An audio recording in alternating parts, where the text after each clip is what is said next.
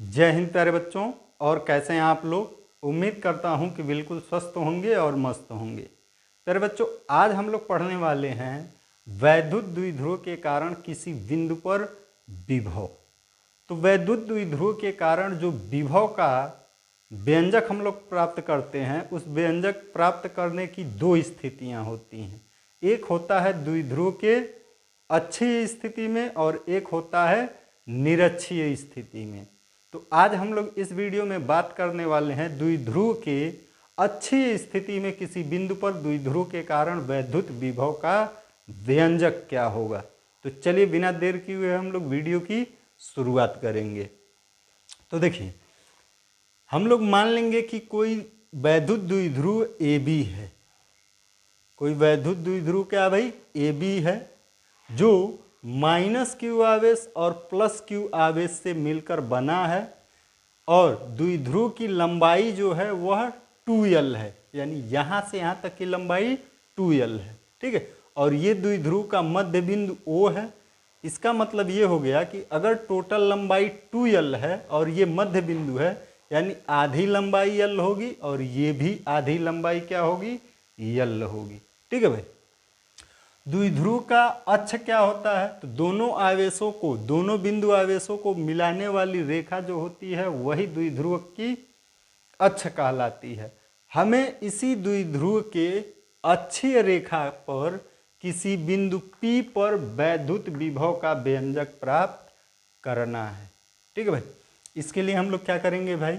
हम लोग मान लेंगे कि द्विध्रुव के मध्य बिंदु O से r दूरी पर इसके अक्षीय रेखा पर कोई बिंदु P है जहां हमें वैद्युत विभव ज्ञात करनी है। ठीक है भाई, यानी यहां से यहां तक की दूरी हम लोग मान लेंगे r। ठीक है, तो अब दोनों आवेशों से इस बिंदु की दूरी कितनी होगी ये हम लोग पता करेंगे। तो देखिए, यहां से यहां तक की दूरी कितनी है भाई? तो यहां से यहां तक की दूरी है l और यहां से यहां तक की दूरी है r, यानी टोटल दूरी यहां से यहां तक कितना होगा? तो r + l हो जाएगा। ठीक है, +q आवेश से इस बिंदु की दूरी कितनी होगी?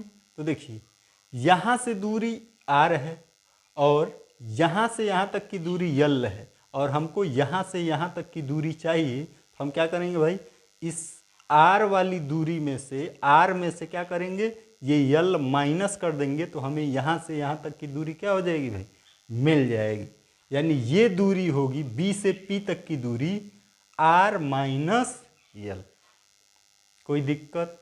यहाँ तक आपको कोई दिक्कत नहीं होनी चाहिए। अब हम लोग क्या करेंगे? हम लोग जानते हैं कि किसी बिंदु आवेश के कारण किसी बिंदु पर विभव, तो बता देंगे हम लोग किसी बिंदु आवेश के कारण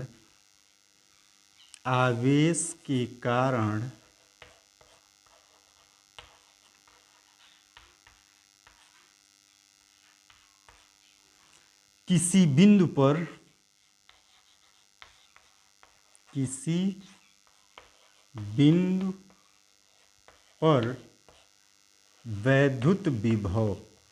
वैद्युत विभव क्या होता है भाई? V = 1/4πε0 Q/r। ये फार्मूला होता है किसी बिंदु आवेश के कारण किसी बिंदु पर वैद्युत विभव का। अब देखिए, अगर आप आवेश को निर्वात में मानेंगे तो यहाँ पे लिखेंगे 1/4πε0, लेकिन अगर किसी माध्यम में मानेंगे, किसी के परावैद्युतांक वाले माध्यम में, तो यहाँ पे साथ में आपका आ जाएगा कैपिटल K। लेकिन कब? जब आप बिंदु आवेश को किसी माध्यम में मानेंगे। ठीक है, जहाँ K क्या होगा? उस माध्यम का परावैद्युतांक। लेकिन फिलहाल हम लोग यहाँ पे क्या करेंगे भाई? हम लोग इसे निर्वात में मानेंगे, यानी हम लोग ये मानेंगे कि ये द्विध्रुव निर्वात में अथवा वायु में स्थित है। ठीक है भाई, तो उसके लिए ये नियतांक जो होगा 1/4πε0 होता है। तो ये तो फार्मूला है आपका किसी बिंदु आवेश के कारण किसी बिंदु पर वैद्युत विभव का। हम लोग क्या करेंगे कि ये आपके दोनों क्या हैं भाई, बिंदु आवेश हैं। तो एक बार इस बिंदु आवेश के कारण यहाँ पे विभव लिख लेंगे, तो कहेंगे प्लस क्यू आवेश के कारण बिंदु P पर विभव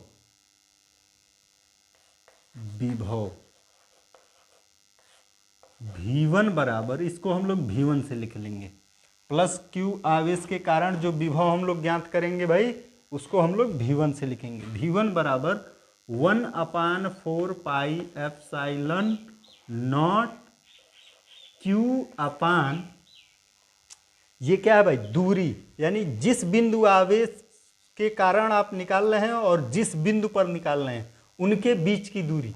तो इस बिंदु आवेश के कारण आप इस बिंदु पर निकाल रहे हैं तो यहाँ से यहाँ तक की दूरी चाहिए जिसका मान है r-l।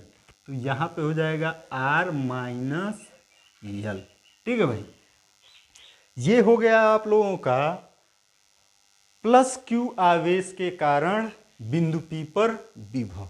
ठीक है, अब आप क्या करेंगे भाई, अब इसी प्रकार आप माइनस क्यू आवेश के कारण भी विभव निकालेंगे। तो हम लोग कहेंगे माइनस क्यू आवेश के कारण, माइनस क्यू आवेश के कारण बिंदु P पर विभव, बिंदु P पर विभव, इसको हम लोग लिख लेंगे V2 बराबर। तो क्या होगा भाई, 1/4πε0 माइनस क्यू। देखिए ये ऋण आवेश है ना, तो ऋण आवेश के कारण जो विभव होगा वह क्या होगा, ऋणात्मक होगा। तो माइनस हम लोग यहाँ पे आगे लिख लेंगे Q अपान दूरी कितना है इस आवेश से इस बिंदु की दूरी कितना है, तो r+l। तो ये हो गया r+l। ठीक है भाई, अब चूंकि जो विभव होता है वह अदिश राशि होती है। विभव कैसी राशि है भाई, अदिश राशि है। अतः हम लोग जब पूरे द्विध्रुव के कारण या दोनों आवेशों के कारण परिणामी विभव निकालेंगे बिंदु P पर, तो सीधे क्या करेंगे भाई, जोड़ लेंगे। ठीक है, यानी हम लोग कहेंगे अतः बिंदु P पर परिणामी विभव, बिंदु P पर परिणामी विभव V बराबर V1 प्लस V2 मान रखेंगे। यहाँ पर V1 का मान कितना है भाई, तो V1 का मान है आपका 1/4πε0।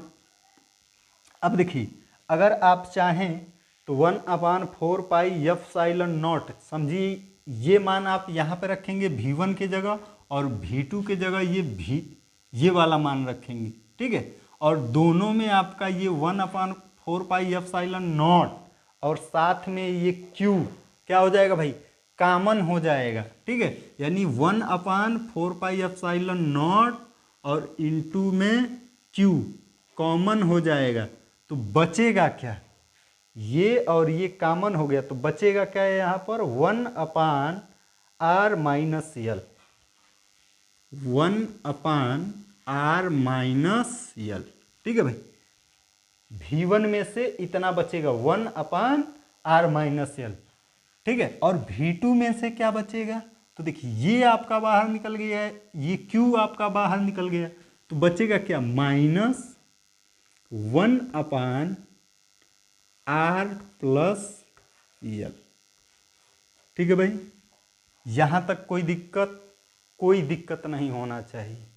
ठीक है भाई, अब ये हो जाएगा आपका v बराबर 1/4πε0 इंटू क्यू। क्यू को हम लोग यहाँ पे लिख लेते हैं। ठीक है भाई, क्यू का 1 में गुणा करा देंगे, यहाँ लिख लेंगे। ठीक है, और यहाँ पे आप एलसीएम लेंगे। एलसीएम लेंगे, इन दोनों का गुणा होगा। एक ब्रैकेट में है आर माइनस यल, दूसरे में है आर प्लस यल। ठीक है, तो जब गुणा होगा तो क्या होगा, R square minus L square, यानी A square minus B square का फार्मूला बन जाएगा। ठीक है, और इसका तिर्यक गुणा यहाँ कराएंगे तो ये हो जाएगा आर प्लस यल। ठीक है, माइनस ब्रैकेट लगा के हम लोग गुणा कराएंगे अभी, आर प्लस यल, और ये माइनस, ये है आपका R minus L. R minus L का 1 में गुणा कराएंगे, are minus L.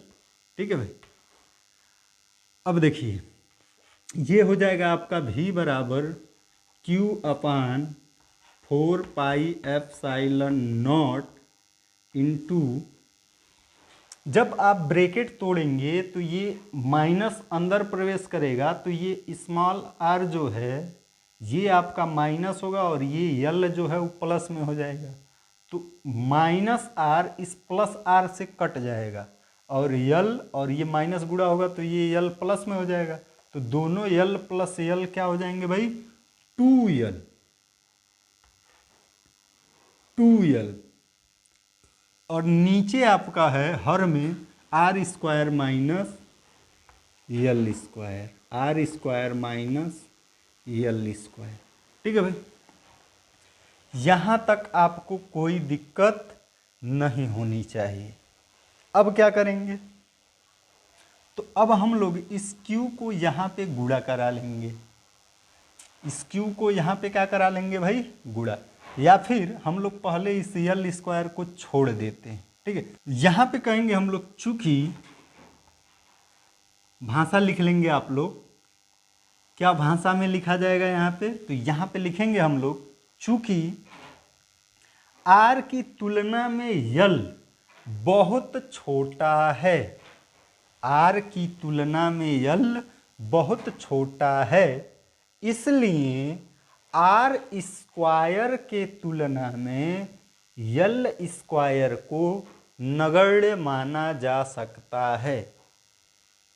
Are square की तुलना में यल स्क्वायर को नगण्य माना जा सकता है। नगण्य माना जा सकता है इसका मतलब यानी इसको आप छोड़ दीजिए, कोई फर्क नहीं पड़ेगा। ठीक है, तो उसके बाद लाइन चेंज करके लिखेंगे, अतः v बराबर, अगर आप इस यल स्क्वायर को छोड़ देंगे तो क्या मिलेगा भाई, तो मिलेगा आपको v बराबर 1/4πε0।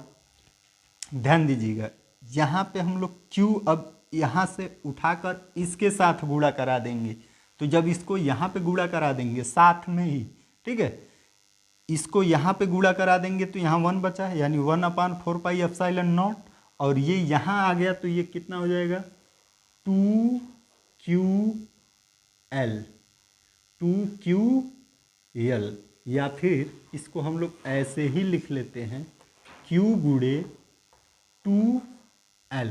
ठीक है, और अपान में इस यल स्क्वायर को हम लोग छोड़ देंगे तो बचेगा क्या, आर स्क्वायर। क्या बचेगा भाई, आर स्क्वायर। ठीक है, यहाँ तक आपको कोई दिक्कत नहीं होना चाहिए। अब इसके बाद हम लोग बताएंगे ये जो Q गुणे 2L है ये क्या है, तो ये आपका है द्विध्रुव का आघूर्ण। तो आप कहेंगे चूंकि P बराबर Q गुणे 2L, और ब्रैकेट में बता देंगे द्विध्रुव